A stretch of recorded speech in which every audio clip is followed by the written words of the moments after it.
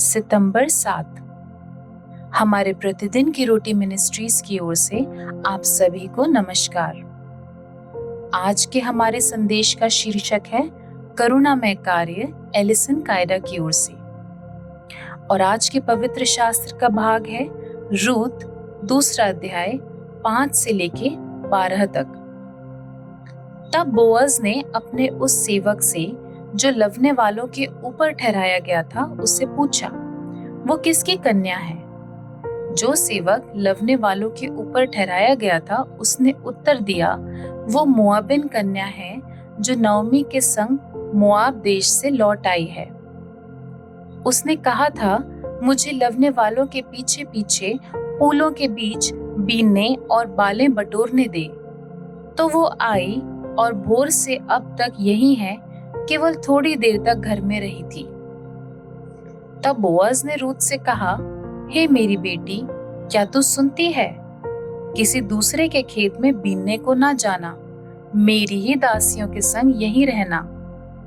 जिस खेत को बिलवती हूँ उसी पर तेरा ध्यान बंधा रहे और उन्हीं के पीछे पीछे चला करना। क्या मैंने जवानों को आज्ञा नहीं दी कि वे तुझे तंग ना करें? और जब जब तुझे प्यास लगे तब तब तू बर्तनों के पास जाकर पानी पीना, जिसे जवान लोग भरते हैं। तब वो भूमि तक झुककर मुंह के बल गिरी और उससे कहने लगी, क्या कारण है कि तूने मुझ परदेशिन पर अनुग्रह की दृष्टि करके मेरी सुधि ली है? बोअज ने उत्तर दिया, जो कुछ तूने पति की मृत्यु के बाद अपनी सास से किया है और तू किस प्रकार अपने माता पिता और जन्मभूमि को छोड़कर ऐसे लोगों में आई है जिनको तू पहले न जानती थी, ये सब मुझे विस्तार के साथ बताया गया है। यहोवा तेरे कार्य का फल दे और इज़राइल का परमेश्वर यहोवा, जिसके पंखों तले तू शरण लेने आई है, तुझे पूरा बदला दे। मुख्य वचन रूत 2 अध्याय 20 पद। नओमी ने अपनी बहू से कहा, वो यहोवा की ओर से आशीष पाए, क्योंकि उसने ना तो जीवित पर से और ना मरे हुओं पर से अपनी करुणा हटाई। फिर नओमी ने उससे कहा, वो पुरुष तो हमारा एक कुटुंबी है, वरन उनमें से है जिनको हमारी भूमि छुड़ाने का अधिकार है।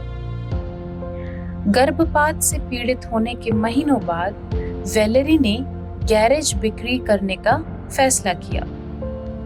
कुछ मील की दूरी पर रहने वाले उसके एक पड़ोसी शिल्पकार जेराल्ड ने बड़ी उत्सुकता से उससे बच्चे का वो पालना खरीद लिया जिसे वो बेच रही थी। वहां पर बात करते हुए उसकी पत्नी को वेलेरी के गर्भपात के बारे में मालूम हुआ। घर जाते हुए रास्ते में उसकी स्थिति के बारे में सुनने के बाद जेरल्ड ने वेलेरी के उस पालने का उपयोग करके उसके लिए एक उपहार बनाने का निर्णय लिया। 1 सप्ताह के बाद उसने आंसुओं के साथ वेलेरी को एक सुंदर बेंच भेंट की। वेलेरी ने कहा कि संसार में अच्छे लोग भी हैं और उसका प्रमाण यहाँ पर है। वेलेरी की तरह रूथ और नओमी को भी भारी नुकसान उठाना पड़ा।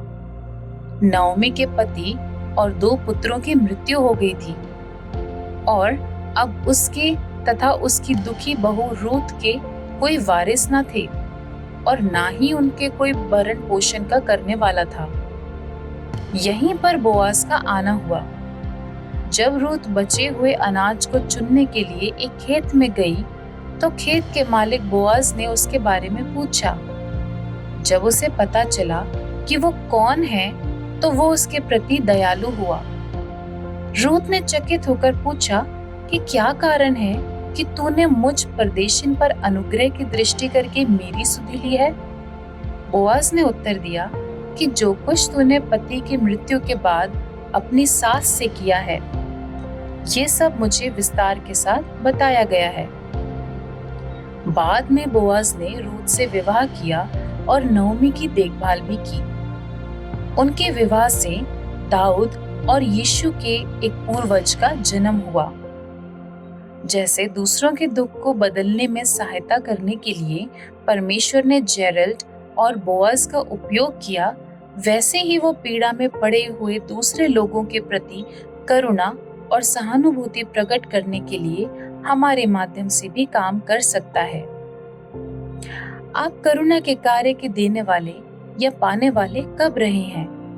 उसका परिणाम क्या था? हे प्रिय परमेश्वर, मुझे छुड़ाने के लिए अपने पुत्र को भेजने के लिए आपका धन्यवाद, जो कि सबसे बड़ी करुणा है। आमीन।